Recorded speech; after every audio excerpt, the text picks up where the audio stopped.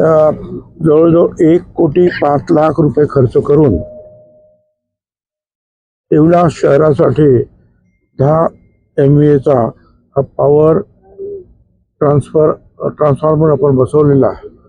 याचा मुख्य फायदा येवला शहराला जास्त होणार, कारण ज्याला आपण म्हणतो स्वच्छ इलेक्ट्रिसिटी द्यायला पाहिजे, म्हणजे कधी मध्येच जाते मध्येच येते, हे प्रमाण अतिशय नगण्य होईल असा आमचा तरी विश्वास आहे। एवढा मोठा ट्रान्सफॉर्मर जो आहे, जवळजवळ 1 कोटीपेक्षा जास्त काम झालेलं आहे।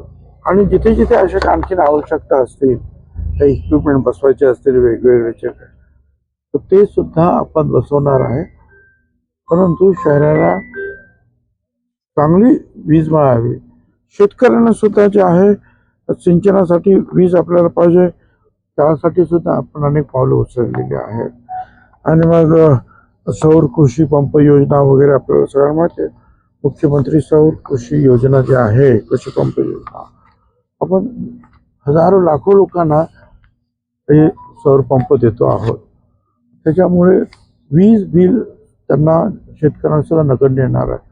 आणि हळूहळू जे आहे, त्या दिवशी मुख्यमंत्र्यांनी सुद्धा सांगितलं, आपल्या नाशिक जिल्ह्यामध्ये हा कार्यक्रम होता, आपण तिथे इलेक्ट्रिक टेस्टिंग लॅब जी आहे भारत सरकारतर्फे, तिचं उद्घाटन आपण केलं।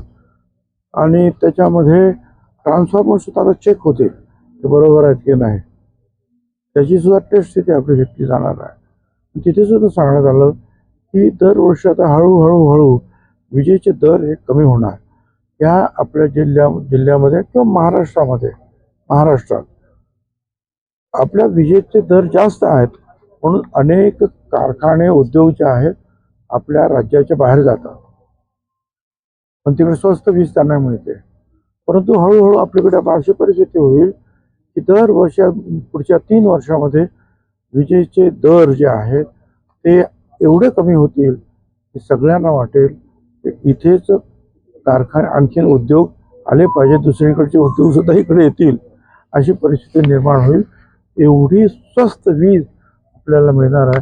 आणि अर्थात शेतकरी आणि घरगुती कामासाठी तर ती जवळपास जे आहे त्याचे दर जे आहे ते नगण्य राहतील। धन्यवाद।